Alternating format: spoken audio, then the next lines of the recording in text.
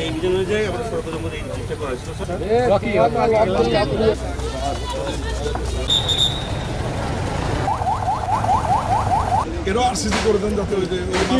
মূলত এই ঐতিহাসিক পার্ক পরিদর্শন এবং পরবর্তীতে এটা আমাদের মাননীয় প্রধানমন্ত্রীর দেখা ডিজাইন অনুযায়ী কিভাবে কাজটি সম্পন্ন করা যায় এই বিষয় নিয়ে আমি এখানে এসেছি।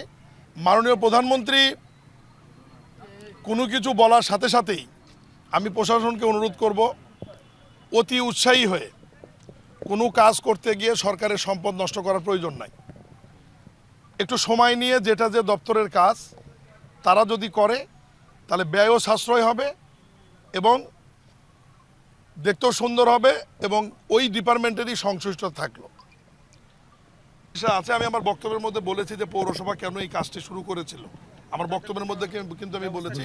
তারপরেও যেহেতু অভিযোগ আকারে আপনারা এনেছেন, বিষয়টা যেহেতু আমার মন্ত্রণালয়, আমি বিষয়টি কাগজ কলমে কি অবস্থায় আছে গতকাল রাতে আমি বিষয়টা আমার নোটিশে এসেছে, আমি জেলা প্রশাসক মহোদয়কে বলেছি, উনি ডিটেলস একটা রিপোর্ট আমাকে দিলে সেই রিপোর্টের আলোকে আমি ব্যবস্থা নেব ইনশাআল্লাহ।